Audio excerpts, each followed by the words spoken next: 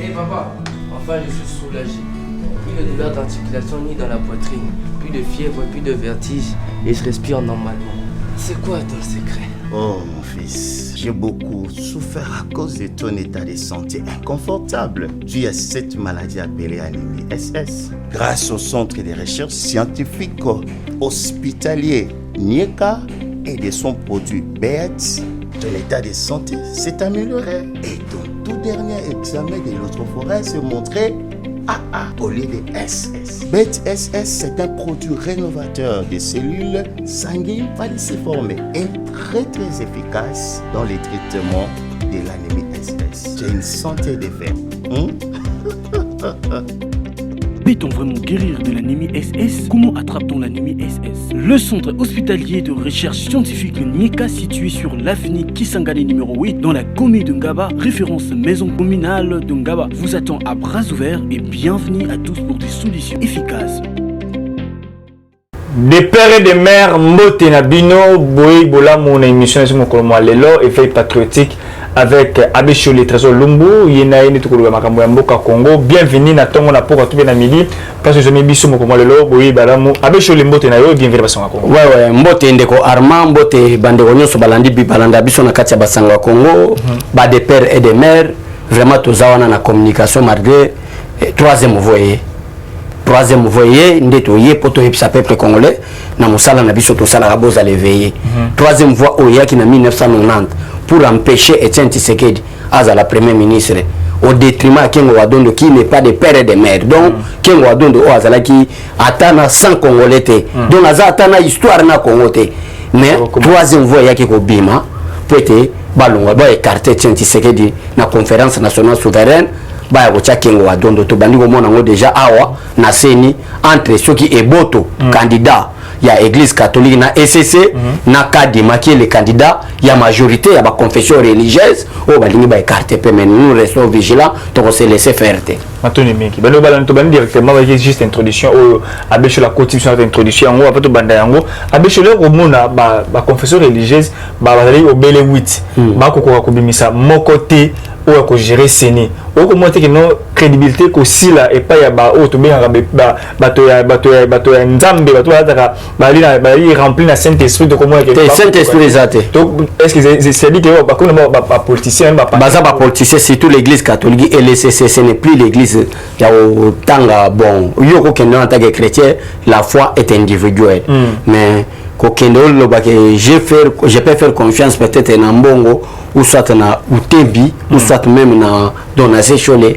en tout cas au risque aucun délit fait parce que l'ilo banza mettait abisso l'amour bateau bazo enseigner biso l'amour il faut baser l'exemplaire et amour comment c'est possible parce que na katia seni pour avoir un candidat na ba confession religieuse ils ont deux possibilités première possibilité mon frère Armand ezali consensus c'est lui qui banine to les can élection té musulman catholique ECC protestant indépendante Sali armée du Sali to yokani en tant que batabolingo batanzambe to bimi ces candidats on a consensus sincérité na biso ça sincérité na biso ça non nous avons besoin parce que à chaque fois en Mbongo Donace sur les Utembi parle du peuple maintenant je me pose la question mon frère quel peuple parle-t-il parce que ça incapable il y a obéissé la peuple président Asseni ça incapable on a première possibilité de Kouarma deuxième possibilité c'est consensus et l'organité d'abord c'est un péché en tant que les serviteurs de Dieu ça incapable de battre un consensus c'est-à-dire quand tu n'as pas bolingo zate babeni yango consensus na lingala boyokani poto bimisa moto boko tant vous mona que les prêtres les serviteurs de Dieu les évangélistes bato baza ouin par le Dieu tout puissant baza incapable de bimisa moto na consensus c'est que y a un ça ne va pas c'est que l'Union européenne a continué Makambo parce que l'Union européenne bana obondisa président Félix Tshisekedi trop parce qu'il y a un état de droit il y a une justice il y a la guerre à est c'est que l'Union européenne a continué Makambo ndé yango zo mo introduction émission nga na lobeli dossier ya troisième voie ozona na ndeko nanga incapable ndeko nanga eloko oyo il faut teaka bato balandaka yo ndeko nanga koyebisa bango que l'amour ne réside plus aux serviteurs de Dieu congolais. Parce que s'ils avaient l'amour, balinga babibisela biso moto moko. Bakoti nyokolo 8h 23h. Ce ne sont pas des politiciens parce que na kati ya parti politique nous luttons pour les intérêts. Parce que les objectifs, il y a parti politique qui est belé. Entre autres, conquérir le pouvoir. Après avoir conquérir le pouvoir, vous avez l'objectif est belé, conserver, ça c'est la politique. C'est les politiciens, ça se comprend. Mais Moussala, même qui s'est mis, une institution d'appui à la démocratie, n'a pas confession religieuse, parce que Bango Bazan a but lucratif. Bazan est l'autre, mon côté Bazo où il est là.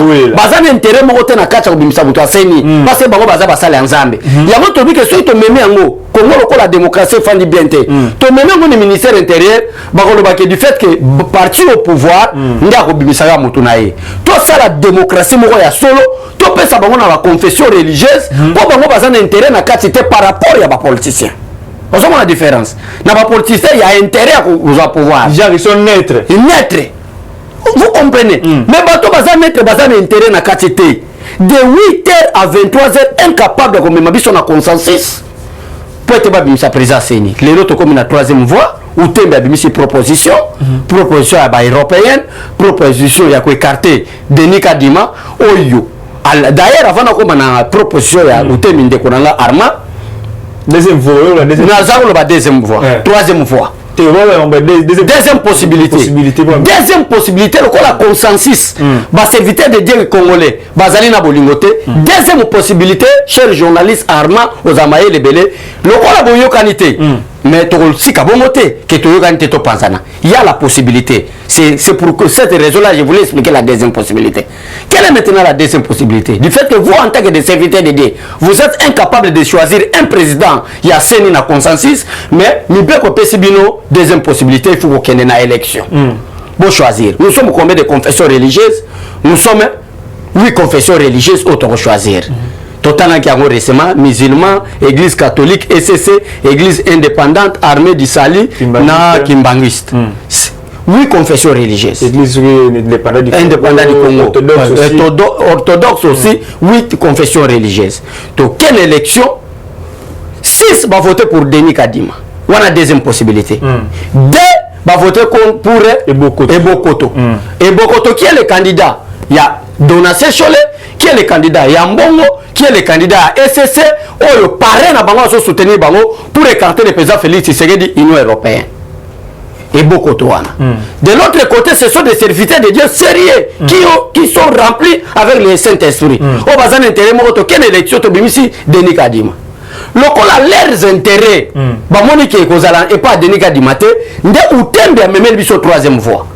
Troisième voie est utembe zali nini de konanga. Et zali ba écarter Denis Kadima ou aza candidat légalement élu, je précise bien, légalement élu, ba écarter au détriment il y a Ebokoto parce que Ebokoto a suite baluka moto mo eza d'être. Maintenant je me pose la question par rapport à greffe ça dit ba remarque ba biloko ba tali aux alentours il y a Kadima na Ebokoto et on ça malamu moto ba élire moko la bango comme président Seni. Maintenant ça c'est l'hypocrisie. Ba ko reprocher Kadima les pene beaucoup. Ndeko nanga bazo approcher Kadima te. Bazo regretter pour toi Kadima bimi na place Ebokoto candidat na bango. Le qu'on a Ebokoto bimité, tu écarté bango kami balé. Maintenant je me pose la question. Bazala qui est incapable na consensus comme sa candidat moko. Deuxième possibilité, baza quelle élection nous a gagné balubi que tozo reprocher Oeboye, tozo reprocher Oeboye. Maintenant le la troisième voie ya utembieye. Moi maintenant je me pose la question. Troisième voie ils peuple congolais bo fongola misubo za la vigila. Troisième voie linkoloba, tozo écarté. Voilà, ozola nande koranga. Maintenant je me pose la question. Ndeko Arma. Nazo me poser question na yeba. Bazala qui est incapable na consensus. Babi sa candidat président Babini cité. Quelle élection bayokanité Babi na troisième voie. Maintenant quel est le mode opératoire au Bagosala pour que bango nyoso bayokana balo ba ke muto to bimisi angwana. C'est du mensonge. C'est mode opératoire ni bango Bagosala la maintenant c'est que non muto moko ba bango balé ngamula ngambo ko simate moto ko pela tout le monde des personnes tout le campus tout. Comment est-ce que ba luka moto mususu wana? Par quel miracle? La réunion c'est quoi? C'est ça de comédie. Le problème est que l'église catholique est en train de lutter pour écarter Félix Tshisekedi. C'est l'homme de déclaration à Salaki, hein? Oui, oui. Alternance en 2023. Alternance en 2023. Problème n'a pas été Félix à la présidence en 2023. Vous ne comprenez pas. Parce que quel est mon toit pour imposer pour être en 2023, ce n'est pas Félix qui mais depuis lors, c'est quoi la carte contre le président Séni? C'est l'hypocrisie à Senko. Au moins, Senko a présenté Bissoso et Malou Malou. Kolanda Senko te basaki ba déclaration maloba lokuta ke Kabila médiocre. Mais médiocre wana bengaki Momosengo avant kufa. Baki osala fête na kingakati. Comment c'est mutaza médiocre zolongolo na place no la la kitoko okende tina ferme ya kingakati okende pe. L'église catholique d'abord cette église catholique avant 1960 ils avaient service à renseignement. Donc so sali mabe bato catholique bazako jouer ba prêtre avant 1960 ba ke funo na l'état getala o abimi 6e tala oyo. Donc cette église mo photo tango na misto fongo na misto pour ba chrétien ba yeba. N'a rien à voir avec la haine politique to melango. Ça c'est l'histoire vraie de quoi en tant que journaliste makati okende ko sala ba. Mais toi ni bi beaucoup défendre ba non mini bata cache des pes beaucoup défendre Kadima makasi. To so ko défendre Kadima te. To zali ko défendre ba principe établi. Moi je n'ai jamais rencontré Kadima. Na yebi Kadima te place à wuté zanene. Mais to so respecter ba principe na mode o ba pesi na ba confession religieuse ba bimisa président c'est. Mais Malou de la boy. Ya Malou les zaka boy. Malou ya ba que non si personne va voter et c'est non. Ya Malonda contre ya Malonda Église catholique à Boyakaï. C'est premièrement et c'est ça Boyaki. Peuple congolais place à l'inin à Boyi. Assemblée nationale ba wanganie. Qui mangui Salobi aza candidat na bisoté. Donc aza Melchisedek. Nous t'as outil par ailleurs. Qu'est-ce que nous devons faire? Il faut le président de la République annuler car abimisete.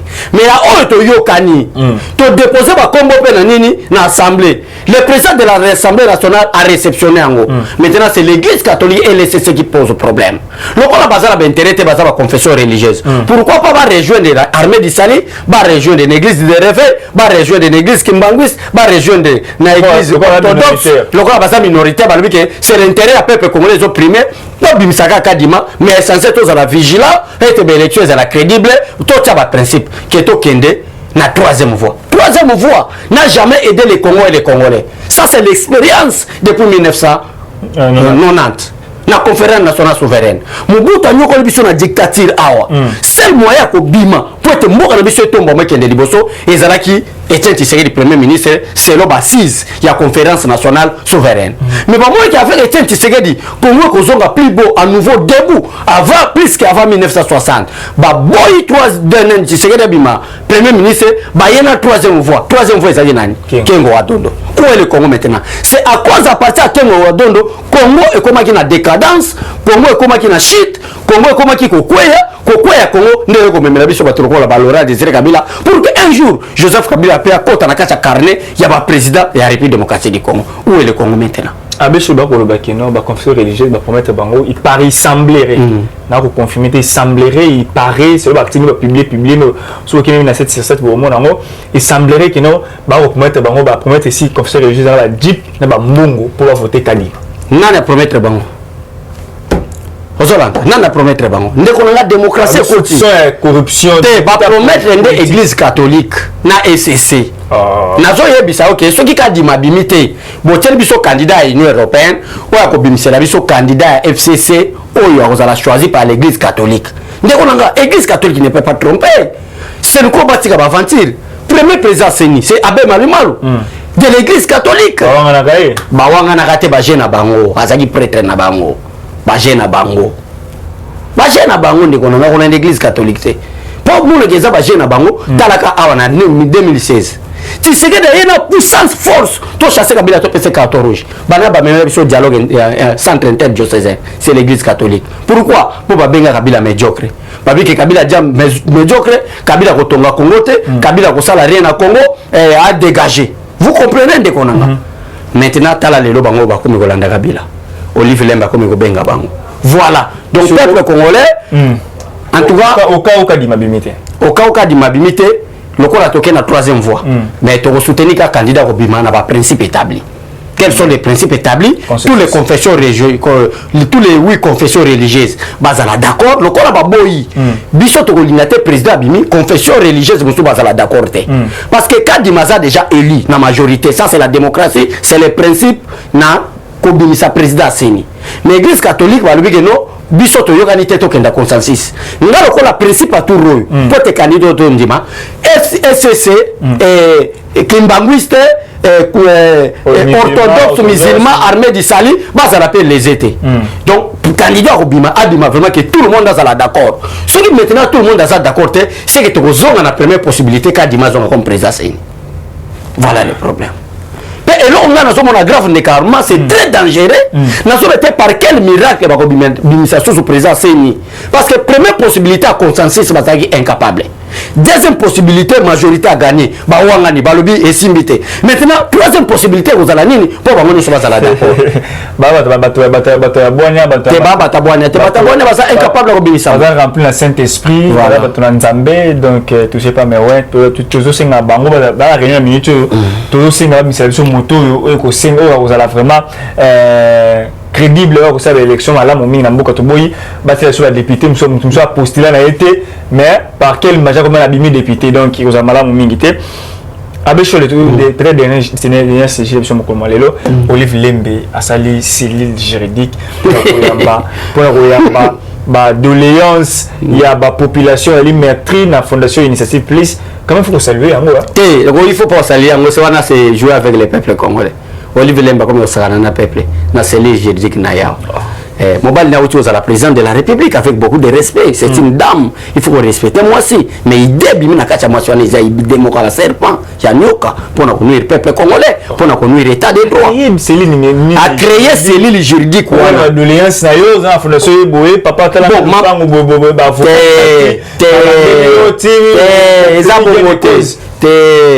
ce que vous avez un problème mapango vous avez un problème il y a les avocats avocat wala kisayo ba juridiction à kokende parce que il y a Olive Lemba ça ba futa non c'est les juridique Olive Lemba ils apprennent à combattre l'état des droits président Félix Tshisekedi n'a expliquer tant que Jacques Ndala au sala mabe lokola baza les oiseaux de même plumage ba ko avocat makasi balandela Jacques Ndala pour attaquer président de la République état des droits athées Hollande sur l'andi malobo Olive Lemba par rapport à la justice, Abani pour attaquer le président de la République d'une manière intellectuelle pour dire que c'est le président de la République talana makamba justice.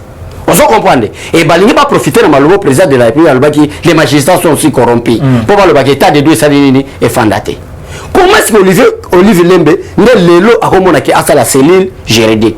Parce que tu fais une Olive Lembe awa pendant 18 ans, mobile n'a pas tête à payer. Attirer la cellule juridique, il y a justice c'était.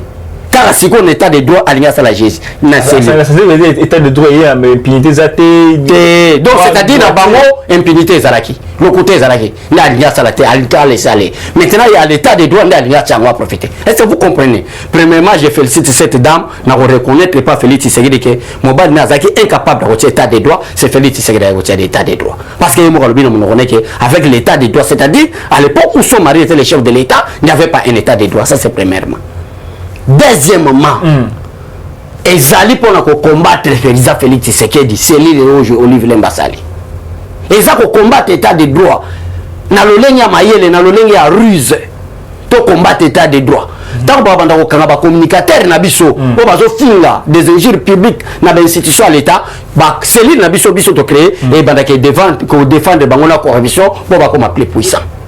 Et du fait que Félix Tshisekedi na mayele nae na boni ozaba pesi alinga valoriser et le rogno so moi chazo sala ndo livele malinga sele ko ba valoriser mais ko lekate état de droit et ko kanga même yé so ga sala mabe voilà raison pour laquelle na bike bondi melo wana te na rejeter cellule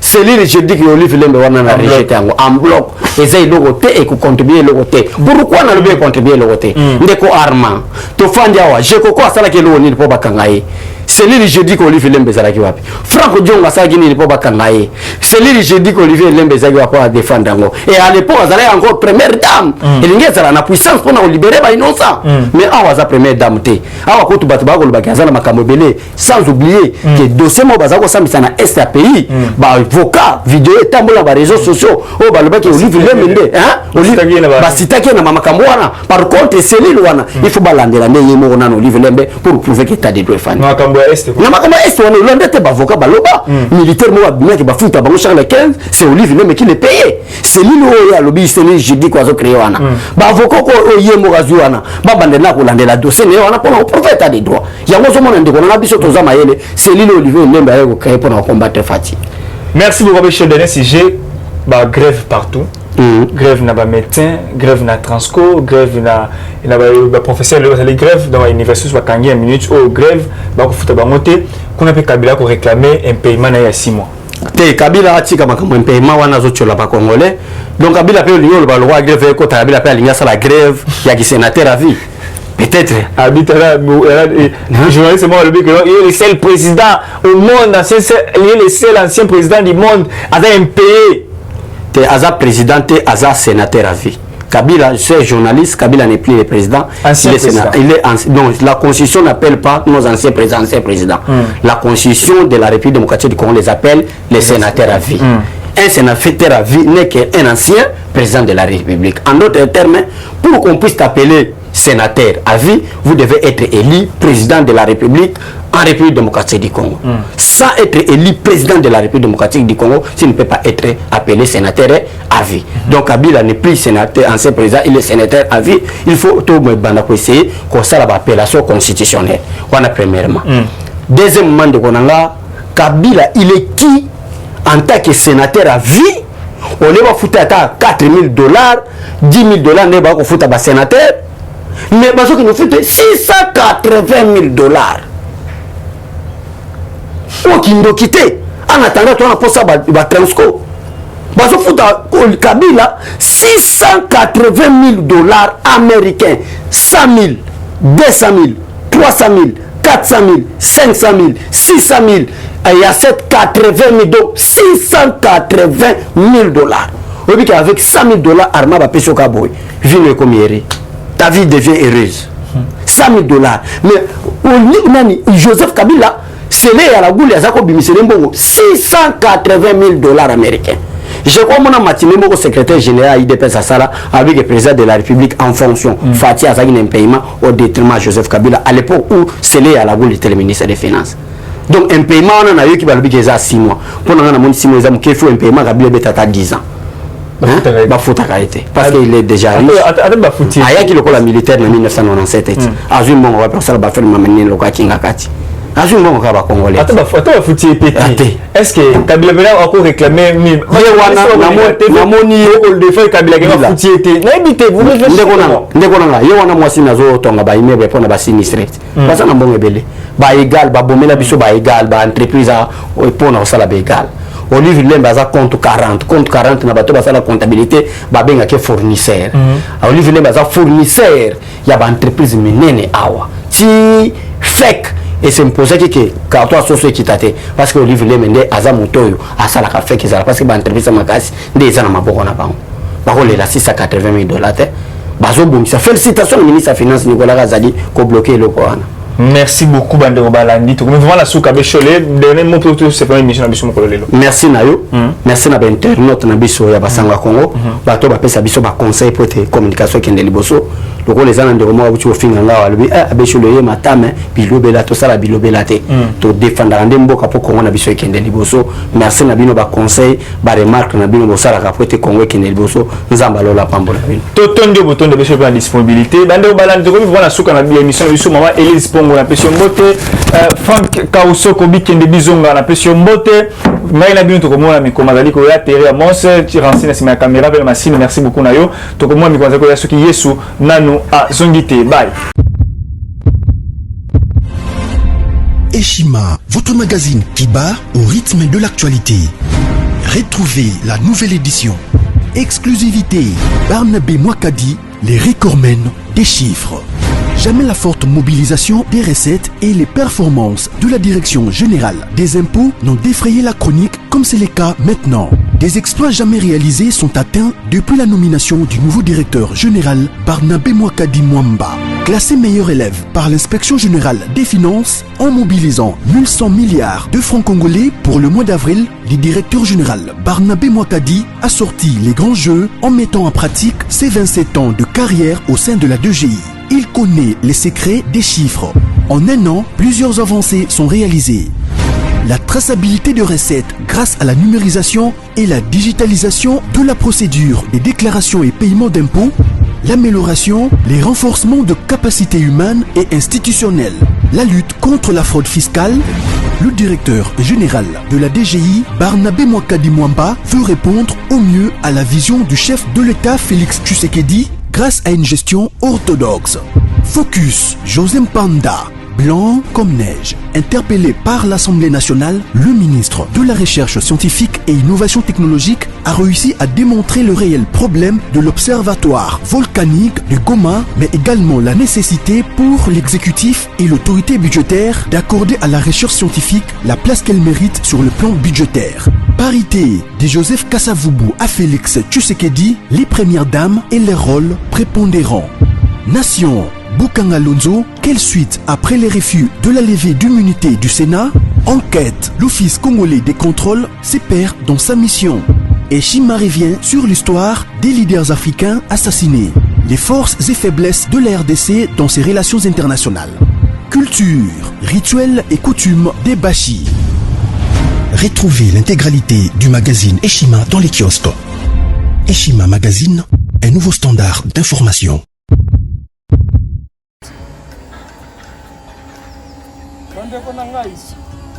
Conteneur yango ezokende le 26 mai lekokanga conteneur kokanga conteneur chaque mois donc next ekozala le 26 mai olingi otinda velo mutuka lise osi okangi biloko tu omemaka na biso benga biso comme ça toya tomema biloko totinda na Congo.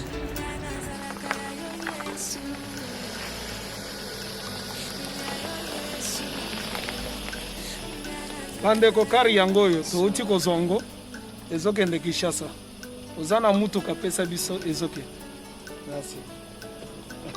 Le 26 mai mosusu ekwende ya 2021 otoza nango donc tosalaka chaque mois oza besoin na carton benga biso biso ya monene yango moyenne yango oyo o moyenne yango oyo na carton na biso ya moke dans 3 dimensions.